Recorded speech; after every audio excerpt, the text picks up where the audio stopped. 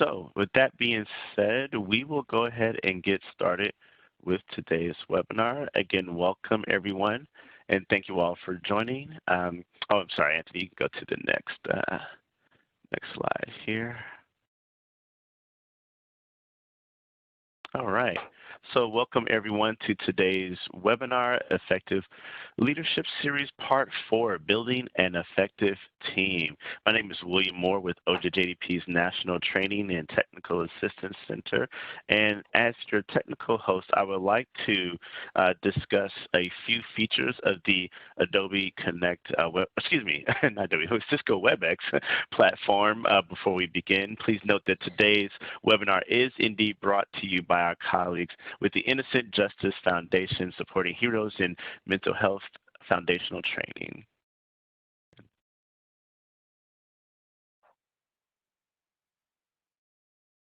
Okay. There we go. There we go. Thanks, Anthony. All right, so please note that today's webinar is indeed being recorded and will be placed and published on our ICAC YouTube page. If you'd like to view past or archived videos from our colleagues here at Shift or even other organizations, you can access it through the YouTube page. If you'd like to receive any supporting materials, you can contact the OJJDP TTA Help Desk at OJJDP TTA at USDOJ.gov. All right. Please note that if you're having any trouble uploading any of the event materials, please contact us at the OJJDP TTA Help Desk, and we can make sure that you all receive those items that we've put in the file transfer box here. Please make sure that you are dialing out through the WebEx phone line to have the best or most optimal audio. You can connect through a phone or through a headset icon will appear on your name in the participants panel there to indicate that you are indeed connected. If you're experiencing any technical issues during today's webinar, please send a private message directly to me. Please note that during today's webinar, we will cover your questions as they come in. Please be sure to send your questions through the chat panel or through the Q&A panel that we have here, and we will record your questions and try to get to as many questions as we can. Please note that you may submit your questions following the instructions here on this slide. Now, let's get some practice in and help us count. For those who are joining in a group, let's get a count going. If you could, please go to the chat window and indicate the number of additional people in the room with you today. If you're viewing alone, there's no need to type anything at this time. However, if you are viewing with, say, 1 or 2 additional people, you would go to the chat and type in the total number of additional people in the room with you today. So again, if you're typing alone, there's no need to type, or if you're viewing alone, there's no need to type anything at this time. However, if you're viewing with additional people, please type in the total number of additional people that are joining you today.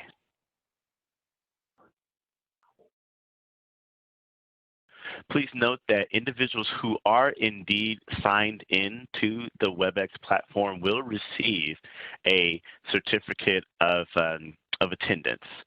Note that this is for individuals who are signed in. So for those of you who just indicated that you're joining in as a group, I encourage you to please download the group validation form, if you haven't already, in the files transfer pod there, and send it over to OJJDP TTA at USDOJ.gov, and we can get a certificate for those additional individuals who are joining you today.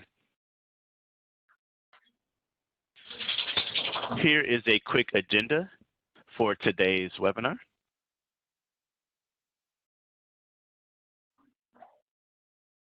All right. And this being said, I would now turn it over to our moderator, Gabriella, for today's webinar. Gabby, take it away. Hi, everyone, and welcome here with me. My name is Gabriela McGowan, and I am the program manager of the SHIFT program here at the Innocent Justice Foundation. And this is our fourth and last part of this series on effective leadership, how to build an effective team. As Will mentioned beforehand, we do have parts 1 and 2 available to watch and listen to on the YouTube channel that NTEC provided, as well as on our own shiftwellness.org website. And I believe parts 3 and 4 will be up shortly as well, so you can go ahead and watch those if you would like to. We here at the Innocent Justice Foundation were founded in 2009, and it was at the insistence of many of the Internet Crimes Against Children task force commanders across the country. They noticed that lots of their people were experiencing burnout and vicarious trauma, and just a host of issues that were with their mental health. And so they wanted a program that was available to them that helped mitigate that. So here we are, we created the program, and in normal times we travel across the country and we provide this training to people in person at no cost to their teams and their affiliates. Now, fortunately, we are in COVID times, so we try to do as best as we can virtually. We go to online conferences, we do these webinars here with NTEC, and we also do offer Zoom group meetings for teams. So if you're interested in any of that, or if you have a need at all, feel free to contact us. Our information will be on your screen, as my email is right now. You can download this PowerPoint, and then you can email us with any questions or concerns. So feel free to chat with me. I will be here. You will see my face, and I'll try to respond to as many questions as you have in the chat box, as well as at the end of the presentation. I do have some questions from you guys from beforehand, so thank you for submitting those, and we will get to as many as possible when we are done presenting. And without further ado, I want to hand this over to our absolutely amazing trainers. We have Carol Bush. He is the embedded mental health provider for Anthony Mays' team, and Anthony Mays is the ICAC commander in New Mexico. So here we go. Carol, take it away. Hi, my name is Carol Bruska, and unlike Gabby said, that I'm the embedded MHP for Anthony's team here in New Mexico. I have been working with his team for about 6 or 7 years. I don't really recall because the time flies so much. I enjoy working with the team because I get to give tools and tips on how to keep everyone well and how to keep them resilient. So I'm really looking forward to being some of those with all of you. I also work as an intensive street outreach as the clinical director there, working with people who have experiencing a mental illness and experiencing homelessness, and who are high utilizers of first responder services. So I have a nice balance of working with really intense work and then working with people who just need some support around staying healthy. So I'm excited to be here today and looking forward to present. Anthony? Thank you, Carol. Good afternoon, everyone. My name is Anthony Mays. I am the Special Agent in Charge and the Commander of the Internet Crimes Against Children Task Force and the Human Trafficking Task Force for the Office of New Mexico Attorney General. I have now been the commander for about going close to 12 years. I actually have been in law enforcement for over 32 years. I retired from the Albuquerque Police Department back in 2008. And with the Albuquerque Police Department, I got a chance to work a variety of assignments. My last assignment was violent crimes, homicides, sex crimes. And so I'm really excited to share with you what we'll be talking about today. This is the fourth part of our series. However, if you missed the first three, you'll be able to jump right in and learn quite a bit still through today's presentations. So what we will be sharing with you today is what we've been able to implement with our team, Carol and I, for our ICAC task force in New Mexico. And we've been very successful with it, and we have a very healthy team. We have 89 affiliates throughout the state, federal, state, tribal, military, and of course some nonprofits as well, service providers. And everyone is doing great. And again, we're very excited to share this with you and how you can implement this with your teams. So let's get started. All right. So SHIFT, and as we mentioned before, this is the Effective Leadership Series Part 4. and the other parts will be available to you on our website, the SHIFT website. And if you'd like to go back and listen to those, I mean, each one of them definitely has some valuable information for you, so please do so. The SHIFT program was actually is funded by OJJDP through the Department of Justice, and basically the same folks that fund our ICAC grants. In fact, I was one of the very first task forces to actually list a MHP and a wellness program in my grant. Gosh, like Carol, I can't remember. It's been so many years now. But the great thing is I got a lot of support from DOJ and OJJDP because they recognize that wellness is important for our teams, both law enforcement and support staff and service providers. So it was a really easy sell, and since then we've been able to make this work. And again, this is being brought to you through funding through these folks. So the leadership series, like Gabby said, this is number 4 of our leadership series. And if you are interested in seeing the others, you can contact Gabby and she can give you the direct information on how to see the first 3. So the webinar series was designed to address wellness strategies for those in leadership. So we understand that in order to be a good leader, you have to be well yourself. And then in order to be a healthy leader, you need to have the strategies to do that. So a strong leader recognizes that being in tune with themselves and with the mental wellness compassion is an important part of the wellness and an effective tool for enhancing performance. So self-compassion, and that's something that we talked about a great deal last time, entails being intentional about caring for one's well-being and focusing on growth. So once a well-established wellness plan is in place, the next step is working with a team so they can be aware of their own needs. So in this presentation, we're going to focus on how to actually create that team and what the important skills are or the important things that you need to look for in order to create that team. So I think we can get started. So the objectives today will be to explore how to become an effective ICAC leader. And the reason that we have been, initially we talked about what leadership was, and then how to recognize that and how to become a leader.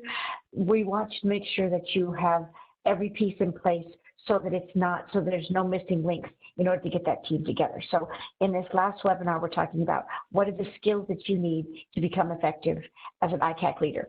And we're going to discuss the importance of wellness for success. So that means your own wellness. And then learn about self-compassion. So that's talking about how can you be compassionate towards yourself. And then understand the steps needed to create an effective ICAC team.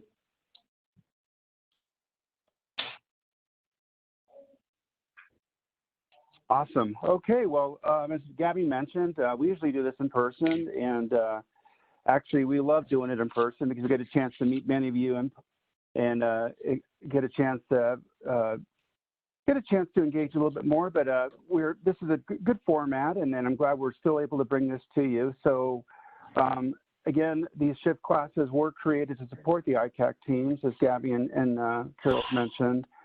Because of the exposure, being exposed to child sexual abuse material over a long term, it can cause definitely negative effects to professionals. And again, this can affect law enforcement, our support staff, even our victim advocates who work directly with those victims. Something to mention though, there's no stigma behind what we're going to be discussing. And the reason we bring this up is that being a law enforcement officer for over 32 years, I remember years ago, it wasn't something we wouldn't ask for help.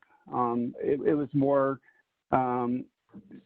doing choir practice. And if anybody's familiar with the term choir practice, is that after work, the way you dealt with things is you went and had drinks with your friends, and that's how you dealt with it from work. And you end up talking about the job when you're having drinks, and that was supposed to help. And what we're finding now that that isn't so helpful. And having the right tools in place, having the right people to talk to, and understanding how to deal with this better instead of having that choir practice definitely makes a difference. So that being said, through today's presentation, just keep that in mind that if something comes up, something you want to discuss, please put it in the chat box. If we don't get a chance to get to it today, and this is, unfortunately, this isn't going to be a 6-hour presentation. If we can't get to it today, Carol and I will definitely get back with you, because with our experience and everything we've been through, we definitely want to be there to support you. So again, just there's no stigma. One of the things I do want to say is I'm really, really excited. What I've been seeing all over the country is that law enforcement is finally reaching out, and it's recognized that it's important for us to have mental wellness. And I think it's important we keep this. So again, I'm excited that you're all here, and let's get started. All right, so where do we begin? Really, let's talk a little bit about that. Understanding what makes an ICAC team, what makes a great ICAC team. So understanding that really is, I mean, it's more than just having the right people in place. I mean, having the right investigators who can do the UC work and do peer-to-peer, and having the forensic examiners. It's more than that. It's having a very cohesive team, a team that can work together, and a team that can support each other. And having the right team, having that team having clear objectives so they understand what's expected of each one of them and how to support each other. One of the things I always recommend, I've done every role. I mean, quite honestly, I started the ICAC task force back in 2008. Again, when I retired from the Albuquerque Police Department, came over to the Attorney General's office and started developing, we had just got the grant, and I started developing the ICAC task force. But when I started developing it, it was just another agent and myself. And so I took on the role as an analyst. So I was actually looking at the cyber tips. I was getting the subpoenas, getting the warrants. I was working the cases. And then I was out in the field meeting with people. I was taking peer-to-peer classes. I went to the ICAC IT training. I went through a lot of different, all the different trainings that we offer for ICAC team members. And I assume that everyone understands that ICAC stands for Internet Crimes Against Children, and if you're new to the team. But just understanding what a team is made up of, I thought that was important moving forward to become the leader of the team, doing each person's job. So now when I spell out those objectives, I've done that job. I've done the downloads, the peer-to-peer downloads. I've done the UC work. I've downloaded tips, and I've sat in front of a grand jury and described what we were seeing. So that's important. That's an important part of being a strong leader, is understanding what your folks do. Now, we'll talk a little bit more about this moving forward, but to think about that is if you're a new leader, and I came from a large police department, and we get moved around and you get thrown in a new position, and suddenly you go from working SWAT and now you're in charge of the ICAC team and you've never worked these cases. Think about how you're going to get yourself up to speed, and we'll talk more about that during this presentation, and how it'll make you a stronger leader to understand what everyone's doing. So again, establishing clear roles that's important, and so everyone understands what their role is. Now I have two support staff, administrative assistants, and they understand their role, but part of their job description, what I explain to them is that they serve as a backup to our analysts, because of course the tips are the high volume of tips that she will see in any one day is sometimes impossible for her to keep up with. So the backup plan is our support staff understand that they're supposed to help the analyst with that. And I did that through clear communication. Again, as I mentioned, I put it in a job description, which is important that they understand what their job is. But then I sit with them and work with them, and they understand what they're going to be experiencing.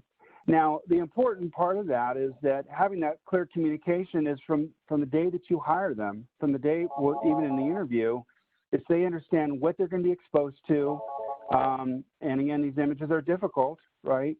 And then working sometimes with victims, they're difficult. So understanding what they're going to be exposed to and having that clear picture of everything. Definitely encouraging cooperation, and again, with that example, letting my support staff know that part of working together as a team is important to support each other. Now, in fact, recently we were falling behind on our tips, and what I did is I reached out to the rest of the team, and I said, I need everyone to take on 25 cyber tips that need to just be closed because our analysts can't get to them, and support each other. That is part of teamwork. And then, of course, ensuring the opportunities for personal development. And as a team leader, thinking about what are some of the things you can do to develop them. Now, some of the things that I do now during this pandemic, we're working remotely. So my team is encouraged to take trainings each week to continue to develop their skills so they can be the best that they can be in ICAC and human trafficking. In addition to that, though, I recommend that they take other courses as well, even things dealing with money laundering, because it could apply to human trafficking. But those are all very important, but then I also talk about wellness quite a bit. I mean, I ensure that they're continuing to take care of themselves, again, for personal development and their growth, and so they remain healthy during this time. And just to add on to that, Anthony, I think that my role as the mental health provider with your team, I kind of try to take on the role of how can you make yourself the best you can be. So that's one of the things that I talk with the team about, what kind of things interest you and what kind of things would make you grow as a human being, as a wife, as a mother, as a father, as a parent, whatever the case might be. So how can you do that? What are the things that you can incorporate into your life for your own personal development? Can you learn a new language? Can you create a new hobby? Can you do something else that's going to make you increase the quality of your life outside of work? Because we know that if you've got a good, strong quality of life outside of work, that's going to help you at work because you're just going to feel more grounded and well-rounded. So that's definitely something that we highly encourage staff to do on a regular basis. And with respect to encouraging cooperation, I think that that's been a big push for me over my time with Anthony's team of trying to get people to look at other people's perspectives, because I know oftentimes when we're working in an office, particularly in a small office with other people, your emotions can get kind of high or you can get frustrated. So it's how do we encourage cooperation? How do we look at that person through that person's perspective and see what they're experiencing, and how can we make sure that cooperation is happening, because we know if cooperation isn't happening, then the work is much more difficult and more likely to not be successful. So those are all things that we work with. Anthony works with them from a different perspective in a different way, but together he and I cooperate so we can have the team learn to cooperate as well. Thank you, Carol. So part of that mission, and of course we all have our operational standards, and I've been fortunate to work with the Department of Justice and other commanders to help develop the standards over a number of years. I've been through two different developments since I've been in ICAC. So of course part of that, we have our standards, but within our units, establish an ICAC team values and goals. So what's important within our team? What's the values and goals within our team? And of course, you know, our mission is to catch those predators, to do the proactive and reactive investigations. But within our team, what are some other things that we look at? What are some of the values and goals that they have in place? And how do they celebrate that? Set ground rules for the team. What kind of ground rules do we have in place? And again, how are they supporting each other with some of these ground rules, and how they're communicating? Make sure you have a clear idea of the mission. And again, you know, we all are required to understand operational standards for the ICAC mission and what should be done, okay? But think about that, making sure you have a clear idea of the mission and what our goals are. And because we're running a marathon and not a sprint, how are we going to complete that mission? And then of course, making sure the team understands the mission. Now, one of the things that's important to do with each one of your team members is talk to them individually and have them tell you how they understand the mission of ICAC and what they're expected to do. And then in turn, do it as a team. And then they can talk a little bit about how they feel they're going to complete this mission as a team, again, supporting each other. Now, I find this valuable because especially now during this pandemic, being home as we are, when we do our team meetings virtually, I'll have my analyst talk about the number of tips that she received that month, what she has to do. A lot of times we don't really understand what the other person's role is. We think they're doing some of the things that we're doing, and sometimes we have down days. And in reality, everyone has a different focus that day. So it's important that the team talks about it, understands the mission, and then understands what they do so they can support each other better. And laying the foundation, encourage trust and cooperation among your ICAC team members. And that can be difficult. We always talk about, and being in law enforcement, we've always worked for that person. It's like, it's like versus care. And, you know, we're not always going to like everyone that we work with. I mean, it's human nature. I mean, someone may just come across to us that, you know, you're not clicking with them. But working with them and caring about them is important. So that comes in with encouraging that trust and cooperation among ICAC team members. And again, with that example I gave you with my support person helping the analyst, I have 2 forensic people in my. I have 6 labs throughout the state of New Mexico, and then within my space where my office is housed, I actually have a lab there too. And I have 2 forensic examiners, and they support each other. One of the examiners now lives on the east side of the mountain, and it takes some time for him to drive down, where the other examiner is fairly close to the lab, and he'll work with the other examiner to help out with things that he can do that'll quicker for him to do than the other person to come down and do. So that really helps, working together, building that cooperation. And then fostering that team member information sharing, and working, again, that comes across, and it's difficult in the situation we're in now, but you can really take advantage of that on doing those Zoom calls, those Google Meet calls, at least once a week, just doing some sharing time. And it doesn't have to be anything formal.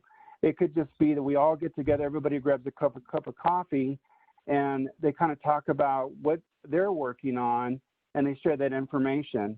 And we deconflict a lot among our teams, and that's within our states and then nationally, but sometimes we just don't really know what the other team members are doing. So sharing that information is important. And again, there's a number of ways to do that. It's easy to do that in person. I mean, I have to pull everybody to a conference room or go in the office and talk to everybody at one time, but now with the current environment, and I'm sure many of you are still working remotely, come up with some other ways that they can share that information. And then definitely encourage a collaborative team problem solving. One of the things that when we look at cases and stuff, bringing everyone together to discuss the case and maybe look at it from different angles is really helpful. But also, that comes in handy with when they're bouncing ideas off of each other, they can also work free. You're also seeing some of the issues that are coming up and some of the things that are causing maybe some stress in other team members, where you can help alleviate that by being there for them. So that's really good wellness time also, because it brings some of that stress off that person, because they're actually able to collaborate with other team members. Well, and all of these things, Anthony, like you've been talking about, they're really great because if you're able to share information or encourage trust and cooperation or collaboration, that's just going to make the individuals feel supported and feel heard. And one of the things that we know when people are working ICAC cases is that there's a tendency to kind of feel isolated. Most of the time when you're working, you're viewing images or you're doing the work, you're not doing it together at the same time. So it can feel very isolating. So if you feel like you've got the cooperation among your team members, that you can count on them, or that you feel like you can, if you have a question, you can go to the other team members and get that the question answered, or they might have some kind of skill that you don't have. That information sharing, that cooperation, and then the collaborative problem solving. So if someone from one part of the team comes and says, hey, I'm struggling with this, what can you do to help me figure out this problem? I know that happens a lot on your team with respect to the affiliates, because Anthony's core team in Albuquerque does the work all day long. So, and not necessarily the affiliates do that. The affiliates are doing other types of cases at the same time. So they might be calling up to Albuquerque to say, hey, so-and-so, can you help me with this? I'm not sure how to resolve this.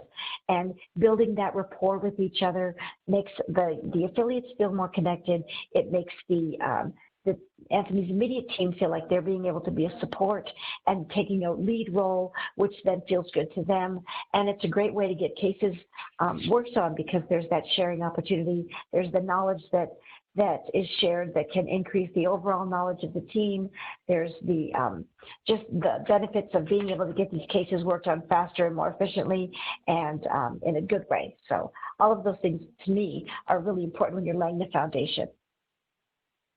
Thank you, Carol. So, and you made some really excellent points there, because thinking back is that many of us, and especially if you're a commander and you oversee an entire state, we're going to have pockets in the state that are little islands. You're going to have agencies that are all by themselves, and Carol made some very valid points there that it's important that we share information and work with each other.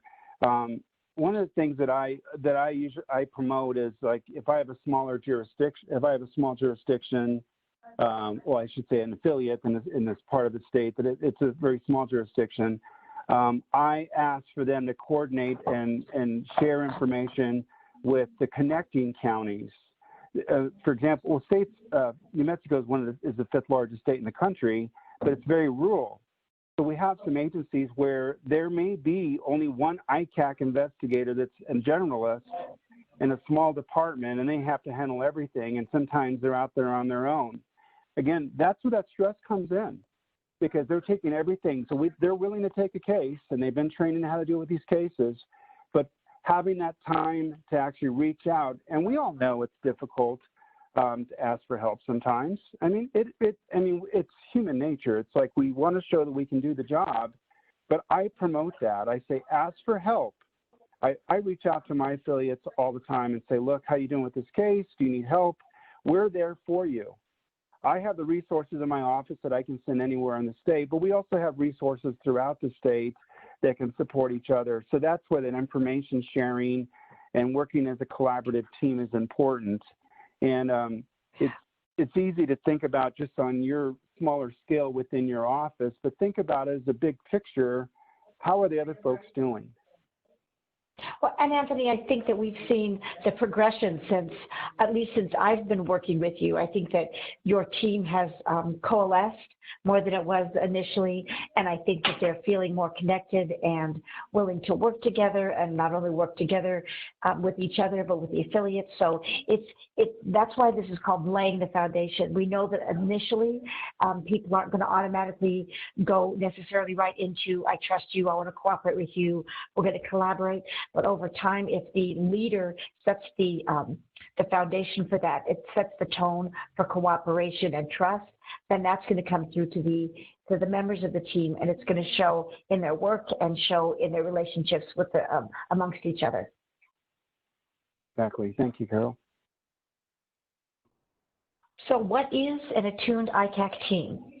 When we're talking about attunement, we talked about this with the specific relationship to the leader. So how we act towards others, how we react instead of, if someone says something to us that might be perceived as negative, how do we respond to that? How do we, when we see somebody that's having a rough day, how do we react to that? So it's noticing and paying attention to our reaction towards others, regardless of the situation, whether it's we're reacting to them in a positive way or we're reacting to them in a way that's supportive. What are we doing when we come across other individuals? And how do we form relationships? So Do we have a tendency to be lone wolves and not work with people? Do we have a tendency to connect with others in a positive way and start spending time with them both during work and out of work? And the ability to resonate with someone's feelings. So what does that mean? That means, can we see someone and notice that they're behaving in a way that's different than how they normally behave? Can we, when someone says I'm fine, but their body language is telling you something else, do we notice that, and can we address that? Are we able to notice when someone's feeling sad, or when they're feeling angry, or when they're feeling anxious, or do we just go by what their words are and ignore what we notice in their body language? And then also the ability to understand what someone says might not reflect the way they really are. So I'm sure we can all think of times in our own lives where we've said, yes, I'm fine, when we're really not. And we say that when we're in an environment where we feel like no one is going to be there to hold a space for us, or no one's going to be there to really listen to what we have to say. So if we have, like on the previous slide, we have cooperation and trust, then there's a greater likelihood that we can connect, we can have empathy, we can understand what people really mean even when they're not saying the words directly. Well, and that's a good point. So that last bullet, the ability to understand what someone says might not reflect the way they really feel. And again, thinking about your team throughout the state, and let's say, for example, I imagine many of you are not actually the commander of the state, but you're a leader within your agency, and you have the ICAC team, you're the supervisor. But think about how we respond. I mean, again, being a cop for as long as I've been, I know for a fact, 20 years ago, if someone asked me, and I was really stressed from working, and I'm back 20 years ago, I've been working undercover in narcotics, and those types of investigations do affect you because you're seeing the worst of people sometimes, again, and what we do with ICAC as well, but just a different type of person. If someone would have asked me how am I feeling, I would have probably said I'm fine, but it's really affecting me inside. So we need to look for those indicators, and that's why getting to know your team and being attuned with your ICAC team is important. And again, as a commander, being attuned with your task force and getting to know your team. I'm not going to know my affiliates as well as I'm going to know my direct team in my office, but I am going to know enough about them where I can at least reach out and understand when they're having those difficult times and they may not want to ask, then I know to ask that. And I have many examples of that I've seen that over time, that just looking for those indicators, because it may not always reflect the way they're really feeling. So understanding the two roles. So each person plays two roles in the group. They're going to play the functional role. That's based on their position and the technical skill. So if you have someone who's an investigator, their functional role on the team might be obviously to do the investigation. If you've got someone who's collecting the cyber chips and looking at that, that's their functional role. Anthony's functional role in the team is to be the commander, to be the leader, to be the one who guides the team. But there's also the psychological role, and that's based on the kind of person they are. So for me, I come from my training is in a systems-based training, and so what that means is we are all part of a system, whether that's our system at home as a family, whether that's our system at work. And as a psychological role, it means what do we do based on who we are, the kind of person we are. So there, you might find that there are some people that are the helpers, and they're always willing to put in the extra time and effort to help everybody out, sometimes even if they're sacrificing their own time. So they might come in early to help a colleague, or they might stay late to help a colleague, or pick up the slack when they've got time. That is one role that somebody might play. You might have someone else who plays the role of the team cheerleader. So they're the ones that's going to come in and when the things are going rough, they're going to be the ones that are going to try to encourage everybody to stick with it. They could be the ones that are going to support people and just say, hey, we've got this. There's going to be people that are the more logical, methodical people who just want to help everyone figure out how to do things in an efficient way. And so they're the steady rocks of the team. So each person is going to play their job role, which is the specific job title they have, and their role there. And then they're also going to be playing the role that they have, as no matter what that role or where they have that. So that's the psychological role, is the role that we carry, whether we're at work, whether at home, whether with our friends, with our family. That's our psychological role that we kind of carry with us. And then the functional role is actually the job that we do.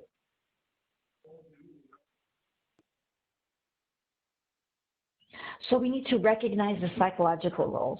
That could be a results-oriented person. So that's a team member who is naturally organized, and they work and they take charge and tend to be socially self-confident, competitive, and energetic. So they come into the team, and as their psychological role is to say, okay, what are the results we can get? How can we reach to the end? How can we make sure that we're getting the job done?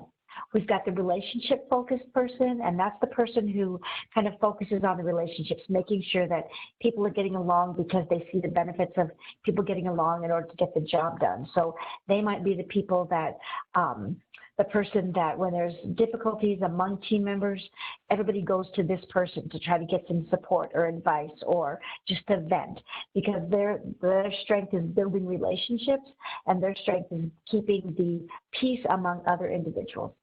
There's the process and rule followers.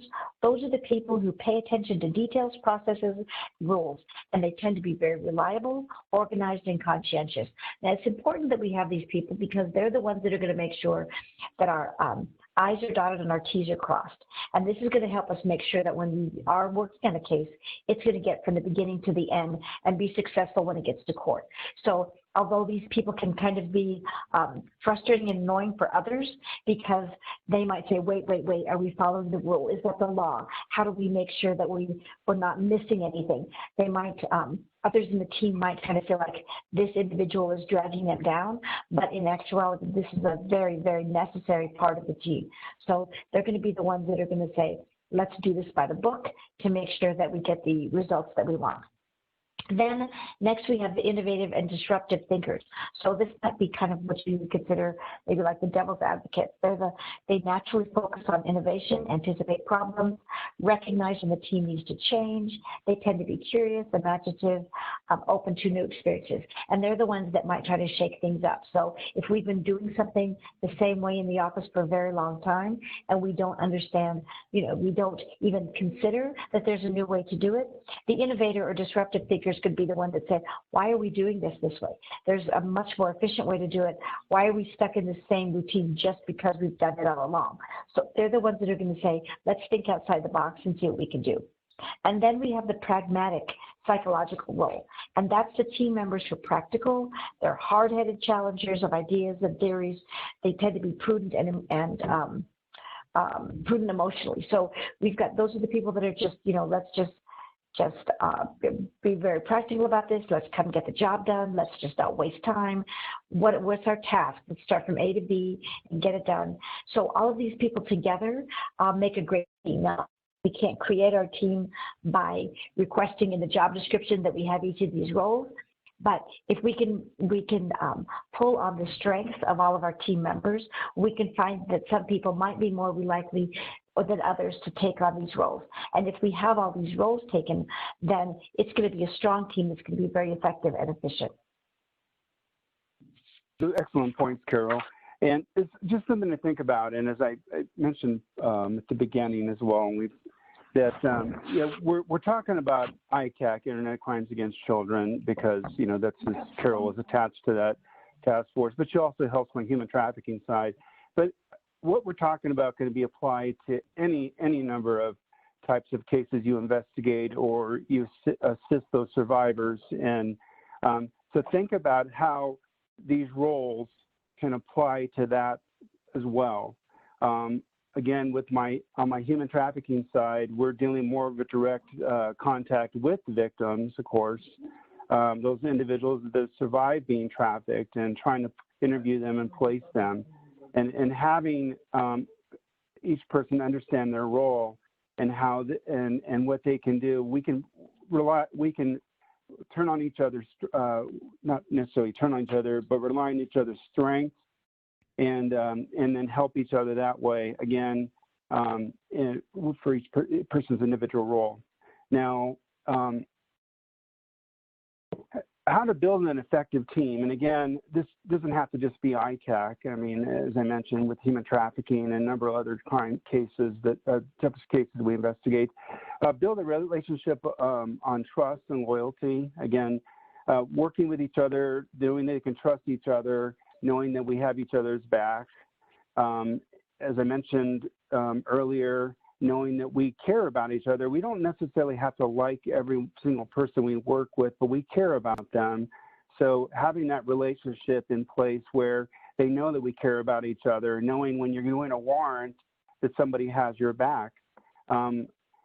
Listening to your employees' ideas, that's important to when your employees, it's some of the best ideas that I've been able to implement within our two teams came from my employees, just saying, hey, what do you think if we do it this way? Or what do you think about doing something different, or implementing this spreadsheet, or whatever it may be?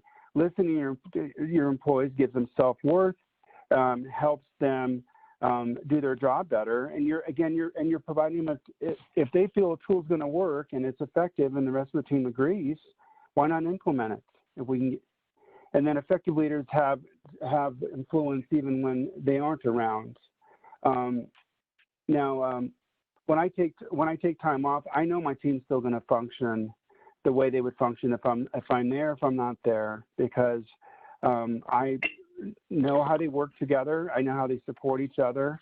And as Carol mentioned earlier in the last couple of slides, is having, and sometimes you have that leader within your team that the other team members know they can turn to and talk to when you're not there. But as an effective leader, I know my influences and the way I come across and how I support my folks will do fine even when I'm not around. And so, Anthony, I just wanted to add a little comment about that. And I've seen that in Anthony's team. It's because he's able to set the foundation, like we talked about previously. If you set that foundation where your team members can trust you, and I know this for a fact that his team members trust him because they tell me that they trust him. And when there's an issue, they will go to him and they'll say, this is bothering me, whether it's work related, whether it's wellness related, whether it's family related. They go to Anthony because they know that they can trust him and that they are loyal to him. And that loyalty is what makes him have influence even when he's not around. So he listens to them, they feel heard, they feel understood because they can trust him, because they feel he is loyal to them, they will be loyal to him. And like it says, effective leaders have influence. So even when Anthony's not around, everybody knows what Anthony would do and what he would expect. And because he has their trust and their loyalty, his team will carry that out. So I can see that. I don't know if Anthony sees that because he's in it, but I can see it from my vantage point. I can see that this is exactly what Anthony's team does. No, and you're right, Carol. I mean, I've experienced that more and more. That now, when I know when I'm gone, that I know they're going to continue doing with the job. And we find that we're in that position now, especially working remotely. I don't have physical eyes on my folks every day, but I trust that they're doing their job. And when we do have our meetings, it's apparent that they are. Again, paying attention to the employees' unspoken feelings, looking for that. Getting to know your employees, and sometimes you can pick that up. And I always share a story, and I'm going to make this brief. Well, we had a day where we ended up rescuing. We just served a search warrant, found out that children were actually being hurt in this home. We're able to, and it was a generational thing that was going on for a number of years with the same parent and grandparents. And so that really affected the team. And then that same night, we had a second case where it really affected the team because, again, we rescued some additional children. And I could see the wear on the team, and we all went home for the night. And then the next morning, one of the team leads came up to me and said, hey, boss, we were all got together today and we were talking about, we had a really rough day yesterday and we really need to talk, and we'd like to talk to Carol too. And at that time, and that's what I want to hear. I want to see that.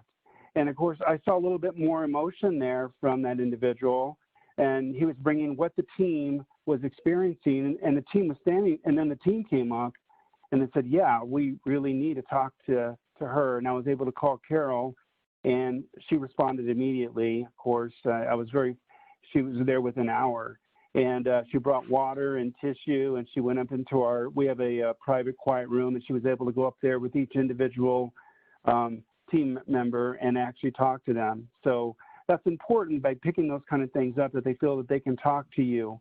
And they are definitely a more effective team because they're able to do and complete the mission the next day without missing a beat. Being a mediator or a mentor, I don't know why I prompted that word today, is important. Again, as a leader, I think people understand that I take wellness serious. I'm checking in all the time, and if I see they're having a rough day, I'll say, do you need help with anything? Do you need to take some extra leave?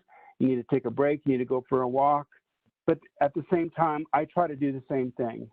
You know, so being a good mentor and then mediating those type of things by, if it's something as simple as going in there and telling someone it's time for you to take a break, or if two people on the team are having issues, being there to support them, listening to both of them, not taking sides, and trying to make and help them come to a good resolution. And then, of course, encourage team members to listen and brainstorm different things so they can definitely work together and have that great cooperative teamwork. So, and I am sorry, this computer's acting strange for me. It's going backwards. So the importance of consensus, and what this means is of everybody coming to agreement. So the reason that consensus is important is because we want to make sure that everyone understands that we're all working for the same purpose, the same mission. And it doesn't mean that everybody agrees wholeheartedly with the decision, but we can all give and take. And if you've started from the foundation that we laid out, and you have trust among the team members, and you have the ability to communicate, and you have cooperation built in, and then you've got each of the personality or the psychological ideas of each of the individuals, then consensus is going to be easier to meet. So you can establish a method for arriving at consensus. So for your individual team, what does that look like? Does that mean it's 100% everybody agrees? Does it mean that it's majority rules? Is it that no matter what it is, the commander makes the final decision? What does consensus look like for your team? And then work towards consensus in decision making. So once you've decided what consensus is and how you're going to arrive at consensus, then it's work towards it. So do we all sit around and discuss the pros and the cons? Do we talk about the best, what do we feel is the best way to do this? Do we talk about the quickest way? How do we how do we arrive at consensus? And then what are the decisions that we have to make to get there? And then create structure and consensus building sessions. So this might be something as simple as what do we need to do to make a warrant happen? What do we need to do to decide holiday schedules? Whatever the situation is in the office, it doesn't mean that it just has to be related to a particular case. It can be anytime the consensus needs have a consensus building session. Is it something that we do in a very formal manner where we have a team meeting every week and we decide the big issues that need to be addressed? Is it something you kind of do on the fly through text or in person? How do we have a consensus building session, and what does that look like?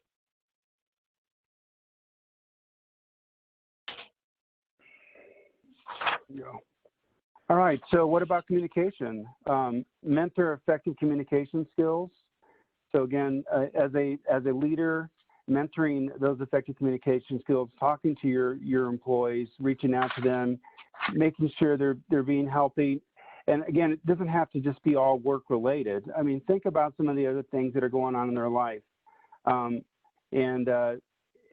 definitely mentor that and work with them. Use clear communication when giving direction. But again, so one of the things that I do with my team is that no child pornography, so no viewing child pornography the last 2 hours of the day. I'd like for them to only write reports. And then also one of my clear communications is they must take breaks. And I recommend that they don't eat at their desk, that they actually get up and go out to eat somewhere, leave the building. We actually have a really nice break room. They can go in there. And because I don't want them working and eating at the same time, clear communication, how I want them to do that. In turn, with my communicating that, I try to do the same thing, you know, that they don't come in there and see me at my desk for 8 hours at a time, that I'm taking that time. Now, I found that just walking around, checking in on them, and making that part of my break throughout the day helps with me mentoring and communicating with them. And then highlight effective communication among ICAC team members. So some of the things that they're doing, some of their accomplishments, highlighting that. Again, working directly. So you have a lead that's really that's stepping in within, doing things that go above and beyond, highlighting that with other team members, and then showing how their successes are. And we've talked a little bit about showing the successes through different ways, like the wall of shame, you know, the people that have been arrested or something, you know, highlighting that through what these team members are doing. And Anthony, just to go back to that one real quick, this highlight effective communication among team members, that makes me think of a situation that you were talking about recently, where you had a couple people who they didn't initially seem to get along real well, but then after they went together on a warrant, they really started spending time together, hanging out, communicating well. And so Anthony certainly highlighted that to them and said, wow, I really see this improvement in the communication of you two, and that's great for the team, because if you can highlight the times when you see positive communication, it will encourage that even more. So then there's a greater likelihood that that will improve and it will continue. So that's the whole objective, to making sure you're highlighting that, because when people get positive feedback for something, it's going to make them want to do it some more. Yeah, very good point, Carol. You're right. And you're right, that definitely makes a big difference by giving that positive feedback. And then here are steps to building the effective team, being involved. Of course, one of the things that I do, because it's been a number of years since I've done investigations and touch with forensics and those kind of things, and that changes all the time, as we all know. So being involved. So one of the things that I do is I do go into the lab quite a bit, and I'll ask my forensic examiners about some of the new tools they're using and how they're working for them, and what's the best thing, what other tools would work for them and make their job a little bit easier. So, and then in turn, I do that with my other folks. One of the things that I noticed now going with the pandemic and moving everybody remotely is I had to buy several new laptops, printers, even paper, printing paper, and even ink cartridges. For some of my team wanted to use their printers at home. So again, being involved remotely sometimes is difficult. So what I did is I'll talk to each team member at the beginning and say, so what does your workspace look like? And that was my way of being involved, because I know what the workspace looks like at home, but what is it, or at the office, but what does it look like at home?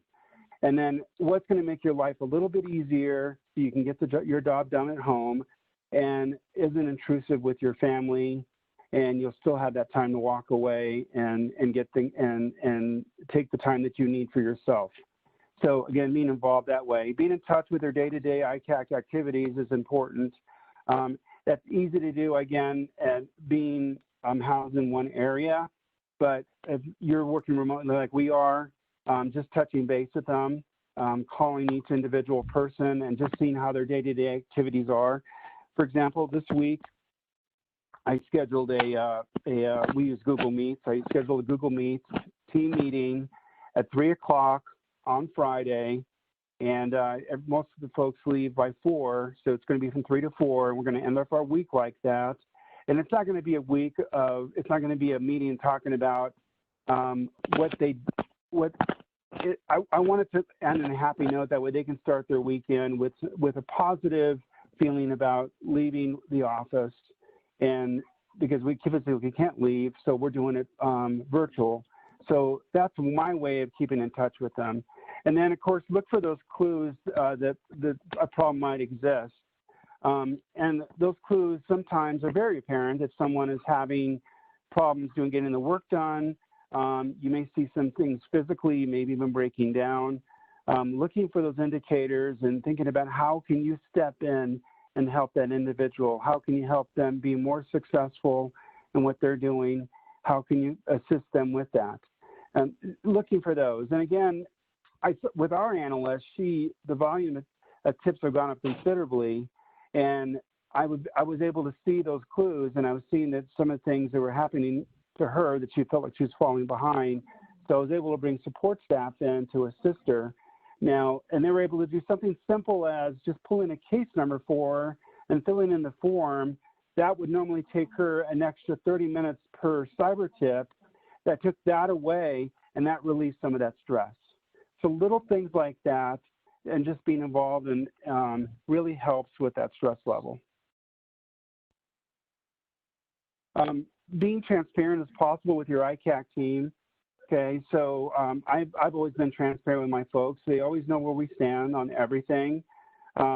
Especially, you know, if I have to cancel a warrant or I have to cancel something for a reason, I'm going to tell them why we're doing that, and be transparent, because you want your team to trust you. You want your team to know they can come to you with anything.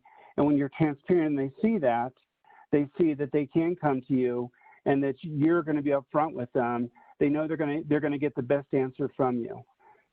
Delegate tasks and responsibilities when possible. I mean, and as a team leader and as a leader, sometimes it's difficult. We're like, you know, I'm the only one that can get this done, but it's okay to delegate that. I have always been the person that I've always wanted to do everything myself because I know it's going to get done. But you know, I'm pulling away from that. What I'll do now is I'll actually call my admin staff and or the person, one of my agents on call, and I'll say, can you take care of this? And just let me know what the results are by the end of the day. That's it. Or by the end of the week. But delegating those tasks and relieving them and giving people more responsibility to help with your wellness as well. But and again, it shows them that you're trusting them in their capabilities, and you know that they can get the things done. And then be honest as much as possible. It's being open and honest as much as possible. That's important. You know, again, when we started this, the pandemic back in March, we sent everyone home. We started developing things. We weren't getting a lot of communication. Just people had no idea which direction we're going to go. So my team was always asking, what are we doing now? So keeping everybody informed, being open, honest. If I haven't heard anything, I'm going to let my folks know. I've not heard anything from our chain of command. So we're going to continue doing business as usual until we get new marching orders. But again, being open, honest, and building that type of relationship, so when things are difficult for them, they know they can come and talk to you and ask for help.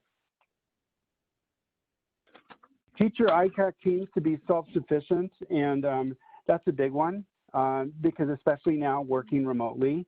Of course, being in the office, we're always doing that, but as a leader, just teaching your teams how to be self-sufficient for so many different reasons, and it actually helps build them and feeling self-sufficient, they can get things done, but knowing that they can turn to you or someone on the team for assistance as well. Guide your team to work well with another more effectively.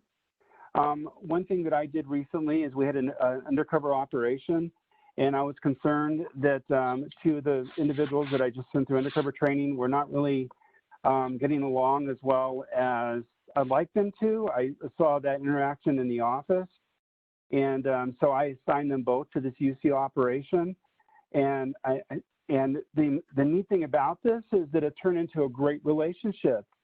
one of them called me and said, hey, we're meeting for breakfast, and we're going to go over some of the things we're going to do on the chat off, and this is how we're going to do it. I would have never seen that. But by going in there and bringing them together, and they're working together now, it's built a really great relationship. So, and then understand as trust and confidence are built within the team, productivity, efficiency will increase. So building that trust and that confidence within the team, and then when they can rely on each other, and is important. And then doing lots of check-ins with them and seeing how you can continue to support them. Well, and again, this is so evident in Anthony's team, because you can see that where it started out initially, he had there was people coming into the team and people leaving the team. And so you've got, your team might not be as strong, but then if you're a strong leader, then your team is going to want to stay. It's going to build that strength. And then all of these things kind of come into play. It's not that there's never going to be problems. It doesn't mean that everything's always going to be perfect, but it means if you have that strong foundation, people are going to be willing to work through the difficult times to keep the team going. Yeah.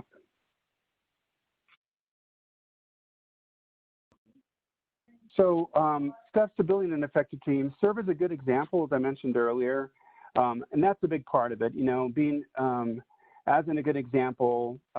And a good example doesn't mean working 12-hour days, 7 days a week, though. A good example means is taking that time. You're working your shift as a leader, but you also have to show that being a good example means taking that wellness time, getting up and taking those breaks, eating away from your desk, doing those things, and talking to your team about that. That way it's building that trust. And then follow up with your team's progress. As I mentioned before, working remotely, one of the things that I do is I have them do a monthly, and I'm sure you all do that as well. Have them do a monthly, and they send that to me, and I tell them, this is your chance to brag about all the great things that you're doing this over the month of October. And I want you to include, and then a lot of the concerns I'm hearing now is that, oh, you know what, boss, we're not doing these cases because we couldn't go out and serve warrants. We've gone down. And I said, but you're taking lots of great training, right? Let's brag about that. So I want them to talk about that. So that's one of the things that I've seen in their monthlies is I've taken this tip of this training on the dark web, and they're excited about that. So when we have these team meetings, they go, hey, I learned this on the dark web, and these are some of the things we can do for UC work, and this is how we can do this type of case. And then redirect is necessary in a supportive manner. And sometimes our folks will go in a direction that we don't necessarily think they should be going in, and redirecting them and being there to support them. But how are we going to redirect them, and showing that support is important. Cheryl, do you want to add something to that? So I think, yes, I think that all of these things are so crucial. And from my standpoint, when the team comes to me, they come to me and talk about their struggles amongst each other, and they talk about how they feel like they need support in more, not necessarily always mental health way, but if they need support on how do I get along with people, how do I communicate with people. So that redirecting is kind of what I will do with them, as far as, if you're feeling like this person is really bothering you, what are the skills that you can use to try to get around that? Or how can you learn to communicate with them in a better way? Or how can you reach out to Anthony for support so that you can feel heard and you can work through that issue, because we know that if there's an issue in the team, that's going to impact the work. So absolutely, you want to make sure that you're serving as a good role model and a good example by doing the things that you want your team to do, and then that's going to trickle down, and you're going to see there's going to be increasing cooperation and everyone getting the job done. Great, thank you. Definitely monitor and review your team, as I mentioned earlier, just checking in on them. And when I say checking in on them, it isn't meaning in a negative way, checking in to see if they're doing the job, just monitoring, reviewing how they're doing. Again, we're working remotely. Sometimes that can be difficult, but it's something simple as, and I have a fairly young team, it's something simple as sending a text to them and saying, hey, how's your day going? And sometimes, go, oh, well, I'm doing this, boss, I'm doing that. And it's like, I'm just checking in to see how they're doing. Adapt and adjust as needed. And again, it's we have to be very fluid in what we do because things change daily, and we have to be able to adjust to that. And looking at that when you're building your team, sometimes folks do better in different situations. So again, adjust as needed, and then discuss outcomes with the team members. And debriefings are great. I've always done that after every big case. But again, even these end of the week calls that like I'm going to do on Friday is discussing outcomes with team members and how their week went and anything they knew, anything that they learned that they could bring to the table that maybe others might want to do. One of the great things we see out of that is that my team, they can say, I took this really cool class through NW3C, and then other people are going to jump on that and take that as well. So some of the things that you want to consider are how do we know if our team is effective and how do we know if we're accomplishing our goal? So you could look at what has the team achieved by so far. That's easy for Anthony to see because he can look at his stats and he can see what the team has achieved and what did they change, what did they learn, what's working. So you can, overall, you can see some of this information by stats, but then you can also see how are they getting along? Are they working together? Is teamwork happening? Are there complaints? Do people come to work with a positive attitude? So, and when you have all that information, you can say, what aspects of the team need improvement? So where are we still kind of not making things go so smoothly? What do we need to work on? Is it we need to maybe do some more teamwork, or do we need to work on some systems? Is it personality stuff? So how do we achieve a team that's cohesive and works well together? Okay. Sorry, here we go. And so there's absolutely steps to building an effective team. You can use some team building exercises. I think we've got a handout today that might have some of those on there, but one of the ones that I like to use is an exercise. It's called the spaghetti exercise, and it's making people work together to build a tower. And so it's just a way of getting people to engage in a way unrelated to work, but it's something that shows who kind of is the leader and how can we cooperate and how can we take everybody's input in. And then encouraging activities that improve cooperation. So what do you need to do as far as outside of work to do to build teams? So can you do something like go have an activity outside of work where you could encourage cooperation? Maybe that's doing a ropes course or doing something where everybody has to work together, just so that they can learn to trust each other and learn to work together. And then encourage collaboration. So maybe that looks like there's a project that's coming up, or there's a warrant that needs to be done, or there's a report that needs to be done. And so Anthony can encourage the team to say, okay, this person take on this role and this person take on this role. And everybody comes together and collaborates to create a whole report that's well done, or to create a case that's well done. Obviously, when we're working cases, it takes a lot of collaboration so that everybody's pieces are in the report and ready to go.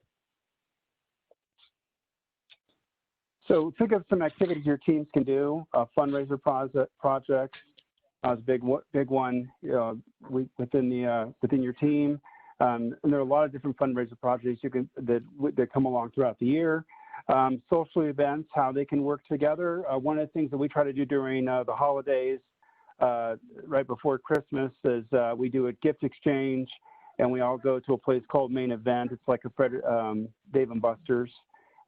So that's a way for the team to kind of build up and to build that, it's kind of a fun time for them. Outdoor adventures or activities, maybe having some type of barbecue, and even involving the family, including your families and bringing everyone together. And then the community outreach. One of the things that I do on the human trafficking side is the A21 walk, where everyone walks. It's on a Saturday morning. They walk to recognize folks that are being trafficked, and most of the human trafficking team participates on that, in addition to the ICAC side. You definitely want to establish connections with your ICAC team members. Just having that connection with them, so they understand that you're there to support them, be there for them. Make your employees feel that you support them in everything that they do. And then this allows your employees to, they feel that they can be heard, and that's important. We've talked a lot about that, is that the biggest part of this is, besides having them do their job, and providing the equipment and training that they need, they should know that they can come to you with anything that's really affecting them, because it does make them definitely more productive that they know they have your support. Recognize the individual strengths of your ICAC team. Again, everyone has a strength. You may have a team lead that everyone goes to, and that's going to be the spokesperson, as I mentioned earlier. I have an individual like that, my second. Appreciate the team's diversity. Everyone has something different to bring to the table, and everyone has a different background. I have a veteran that does my forensics. He has he has things that he was exposed to, and some of the things that he's done, and he likes to share that with the team, where I have folks that are straight out of college. So everyone has something different to bring to the table, and then create an accepting environment, and that's important. And again, with social events, celebrating each other's successes, little things like birthdays, a new baby, those kind of things, creating that accepting environment where everybody's involved and they're all part of that. And you want to encourage. I'm sorry, go ahead. Go ahead. Sorry. No, I was just going to say, you want to encourage team self-compassion. So you want to make sure that everybody understands we have to be gentle with ourselves. We have to treat ourselves as we would our best friend. So mistakes do happen. We've all made mistakes in the past. And instead of perseverating on the mistake that we made, how can we learn from that? So how can we teach the mistakes can be learning opportunities? Because they can. If we've made a mistake, what are the things that happened that led us to making that mistake? So that next time we can avoid that and then not have to worry about the consequences of that. And then discuss the benefits of self-compassion. So we know that if you are compassionate with yourself, A, you're going to be able to be more compassionate with others, and then B, it's going to be a good way for you to role model. So what can you do to help people understand that we need to take care of ourselves first, and then everybody else down the line? Because if we don't take care of ourselves, there's absolutely no guarantees that someone else will. And then talk about examples of self-compassion. So maybe that looks like self-compassion to me might look like making sure that if I do make a mistake, I treat myself with understanding. Or if I feel like I'm tired at the end of the week and I just can't stay that extra 2 hours overtime, being compassionate and saying, I'm only human. It's all that kind of self-talk that we do that's going to be helping us to feel better about ourselves.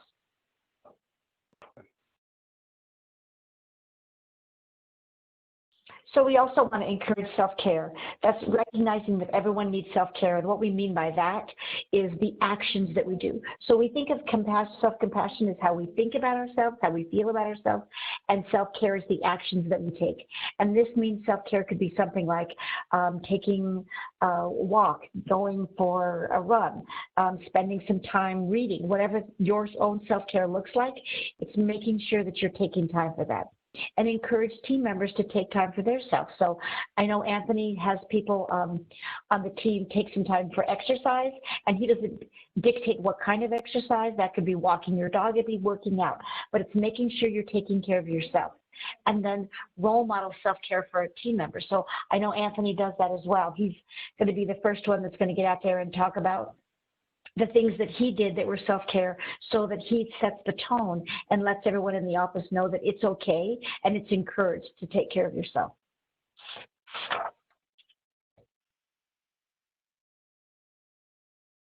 Okay. Okay. Thank you so much, guys. That was so much wonderful information. You gave so many different tips and tricks. And for the audience, please feel free to download that PowerPoint slide that showed up in the beginning of our presentation, or email us if you need us to create a PowerPoint slide in a PDF format for you, because you can keep that with you and go back to it. Now, I do have a couple of questions that we received during registration, and I will read out some of them. Feel free to put any other questions that came up during the presentation in the chat or in the Q&A or privately to any of us, and we can address some of those. I thought we could start with, and Anthony, I'm going to hand this one over to you. One of the audience members asked, if you have a hostile team environment, how do you address that, and how do you make it healthy again? I'm sorry. It's like somebody's car's backing up.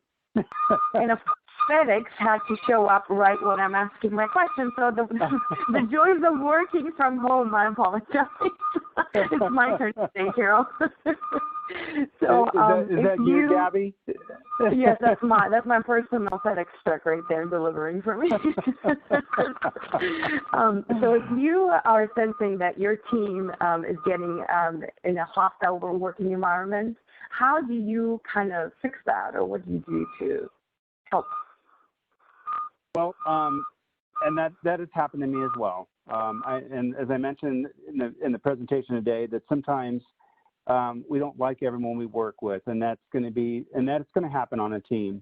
So what I did is I actually talked to each person individually, and to kind of just hear what their issues are with each other, and then after I did that, then I brought them together as a team, and then we talked more about how we could work together closer as a team. Now, that was a difficult time. I mean, in fact, the two people that I mentioned that brought together, there was definitely some friction there, but now they're eating breakfast together. So working with them was important. I personally have never had to involve the HR because it got to the point where we couldn't resolve it. I've been able to talk to them individually, and it's been with law enforcement specifically. That's who I work with, but talking to them individually, and then talking to them as a group, and then trying to resolve the issue and see where we can come to a happy medium. And again, working as a mentor, but also as a mediator. Can't say that word there for some reason. You know what I mean? Yes. But mediator. Being there to support, mediator. Thank you. Have you ever had that morning or that day where it's just the word you do not want to say for some reason, and that's my word for today. So yeah, so definitely working with them. I would prefer not to just let it go away and say it's going to work itself out. It's best as a leader to get involved if you can, and then try to put an end to it that way. Okay, thank you, Anthony. That was great. We do have another one as well that asks if there's any way to anticipate burnout and compassion fatigue on a personal level for yourself and as well as for your team, and is there a way to do something preventative? And I know we talk a lot about this throughout our presentations, but basically, is there a way to do something prior to getting to a point where there's no return? Maybe Carol can answer that one. Yeah, absolutely. So that you're exactly right, Gabby. That is something that we talk about often because we want people to know the signs and symptoms. So we actually, on our website, have a list of those signs and symptoms. But in particular, for quick down and dirty, make sure that you pay attention to if it's for yourself, make sure you pay attention to how you're feeling. And if you notice that you're feeling different, maybe more sad, more frustrated, more angry, more depressed, whatever the case may be. So it's going to be anything that's out of the norm for yourself or for your team members or for your employees for that matter. So it's taking the behavior that you know from them as a standard behavior and then paying attention to, is there any difference? And has it changed over time? And has it changed particularly maybe after a particular incident?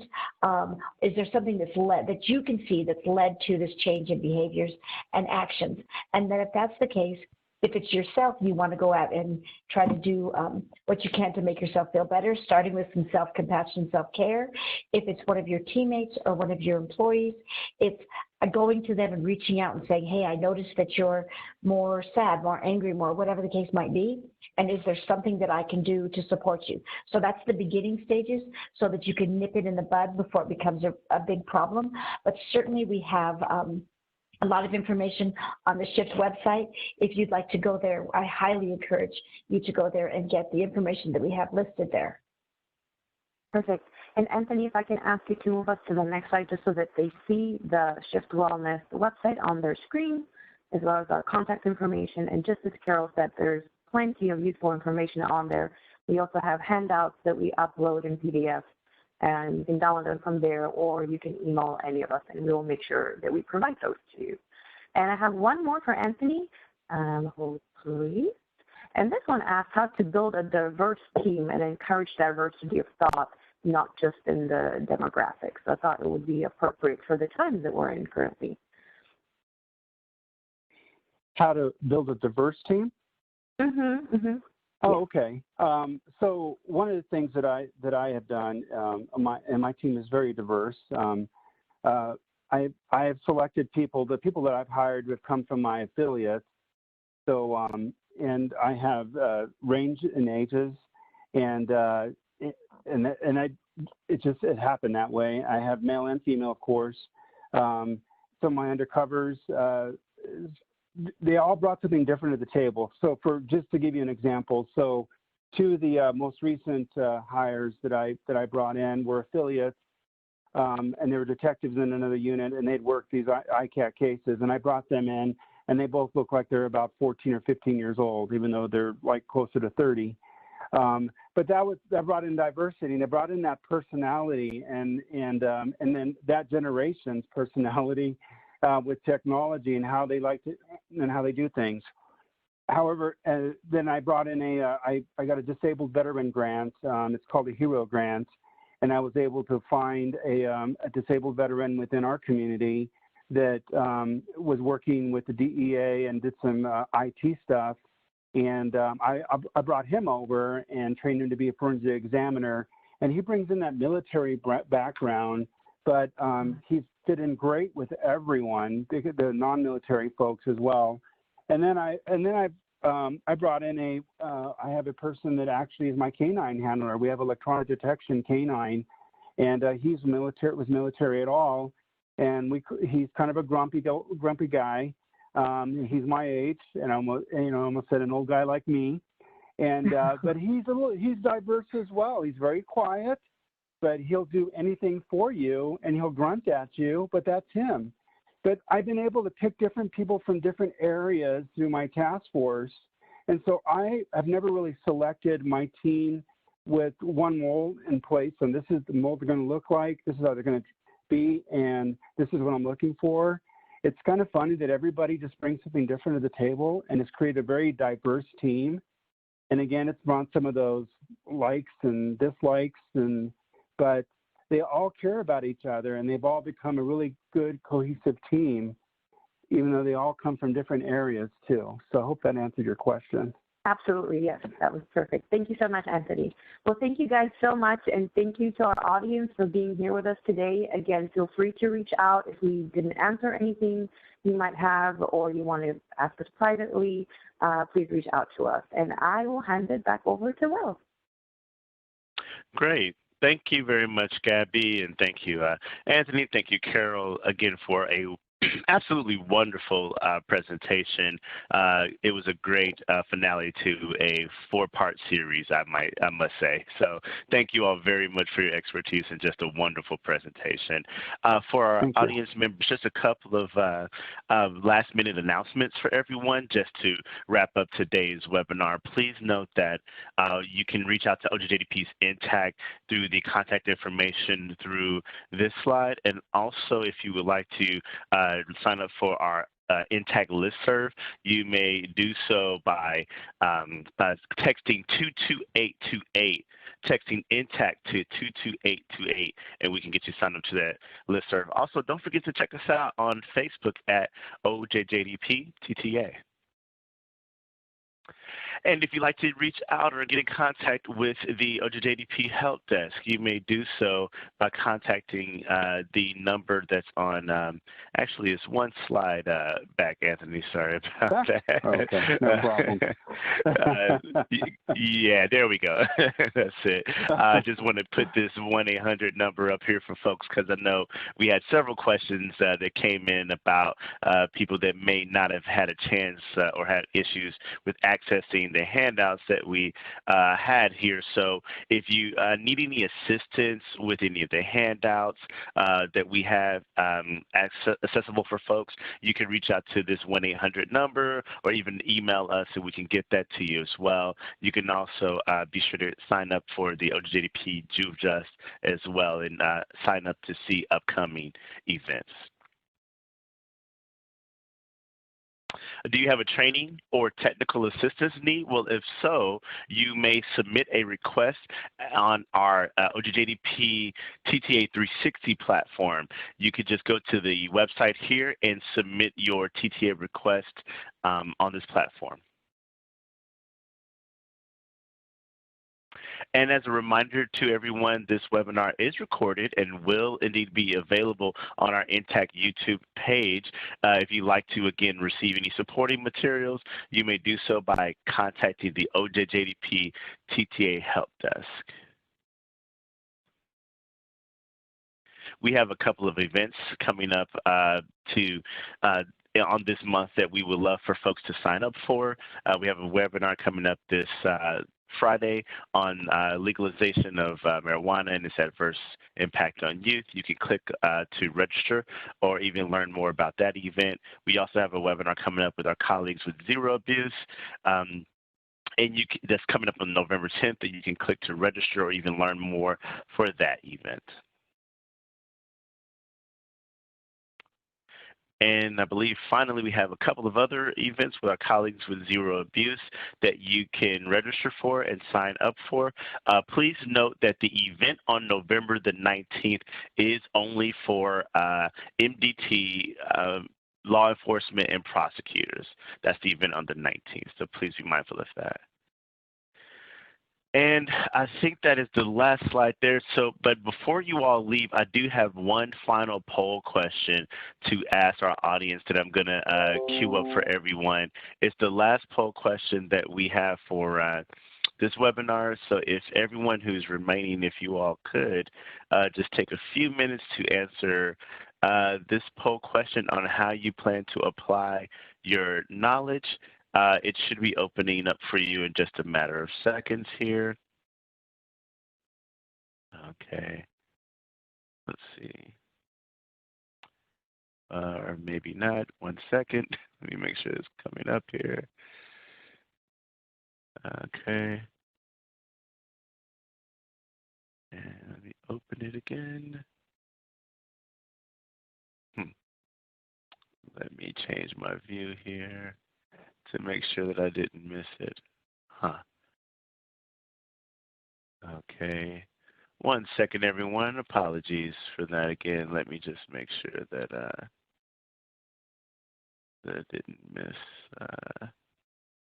everything here. No. All right. Yeah, there it is. It looks like it's freezing on me. My apologies, everyone. It looks like the poll question has crashed my WebEx, so apologies about that. Well, nonetheless, thank you all again for a wonderful webinar and appreciate your time today. Everyone have a wonderful afternoon, and we will see you on the next webinar. Take care. Have a great afternoon, everyone. Bye-bye. Bye-bye.